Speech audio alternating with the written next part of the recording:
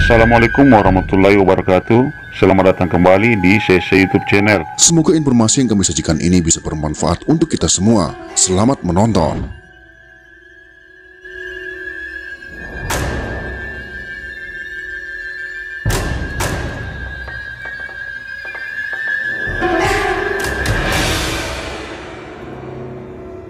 Ular adalah hewan yang ditakuti banyak orang.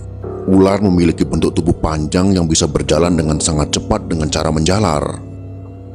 Ular terkenal akan karakternya yang membahayakan orang lain karena ada beberapa jenis yang berbisa dan memiliki racun yang mematikan. Ia juga bisa membunuh dengan cara melilit. Ular menjadi hewan yang diwaspadai semua orang dan menjadi hewan yang sering dibunuh karena dikhawatirkan membahayakan nyawa manusia.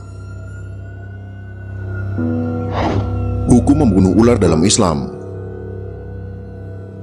Dari Abu Hurairah radhiyallahu anhu, ia berkata, Rasulullah Shallallahu alaihi wasallam bersabda, "Tidaklah kami pernah berdamai dengannya sejak kami memusuhinya.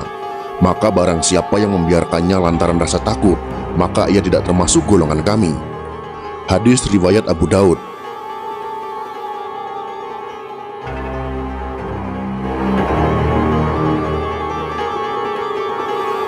Rasulullah mengizinkan untuk membunuh ular tersebut dan melarang untuk membiarkan ular tersebut hidup lantaran karena takut.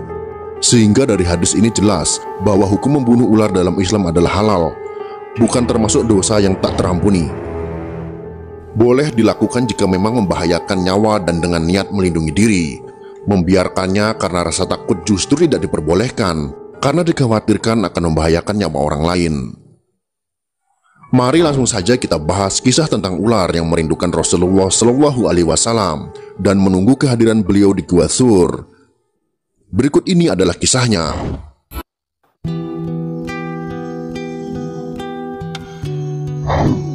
Kisah ini berawal dari keikutsertaan Abu Bakar bersama Rasulullah Shallallahu alaihi wasallam sebelum meninggalkan kota Mekah. Saat pemuda kafir Quraisy yang berniat memenggal kepala Rasulullah kehilangan jejak Rasul dan hanya menemukan seorang pemuda bernama Ali bin Abi Thalib di bilik Rasul. Abu Bakar mendampingi Rasul bersembunyi di gua kecil di Bukit Thur. Abu Bakar tetap setia mendampingi Nabi Muhammad Shallallahu alaihi wasallam menginap di dalam gua. Sebelum beliau memasuki gua, Abu Bakar dengan sigapnya membersihkan dan menutup lubang-lubang yang ada di dalam gua agar mereka terhindar dari binatang buas. Dalam tidurnya, Rasulullah Shallallahu alaihi wasallam melabuhkan kepalanya di pangkuan sang sahabat. Tiba-tiba, seekor ular mendesis keluar dari salah satu lubang yang belum ditutup oleh Abu Bakar. Abu Bakar menatapnya waspada, ingin sekali ia menarik kedua kakinya untuk menjauh dari hewan berbisa tersebut. Namun, keinginan itu dienyahkan dari benaknya, karena ia takut mengganggu tidur Nabi.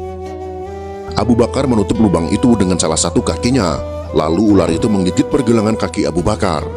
Tapi kakinya tetap saja tak bergerak sedikit pun dalam hening. Sekujur tubuh Abu Bakar terasa panas ketika bisa ular menjalar cepat ke dalam darahnya. Abu Bakar tak kuasa menahan isak tangis ketika rasa sakit itu tak tertahankan lagi. Dan tanpa sengaja air matanya menetes mengenai pipi Nabi yang tengah berbaring di pangkuannya. Rasulullah terbangun lalu berkata, "Wahai Abu Bakar, apakah engkau menangis karena menyesal mengikuti perjalanan ini?" "Tentu saja tidak, saya ridho dan ikhlas mengikutimu kemanapun," jawab Abu Bakar. "Lalu mengapakah engkau meluruhkan air mata?" Rasulullah bertanya dengan bersahaja. "Seekor ular baru saja menggigit saya, wahai Rasulullah, lalu bisanya menjalar begitu cepat ke dalam tubuhku," jawab Abu Bakar dengan suara tercekat. Lalu Nabi berbicara kepada ular itu, "Hai, tahukah kamu, jangankan daging atau kulit Abu Bakar, rambut Abu Bakar pun haram kau makan." Dialog Rasulullah dengan ular tersebut juga didengar oleh Abu Bakar berkat mukjizat beliau. "Ya, hamba mengerti ya Rasulullah. Bahkan sejak ribuan tahun yang lalu ketika Allah mengatakan, barang siapa memandang kekasihku Muhammad fi ainil mahabbah atau dengan mata kecintaan, aku anggap cukup untuk menggelar dia ke surga," kata ular tersebut. "Ya Rob, beri aku kesempatan yang begitu cemerlang dan indah.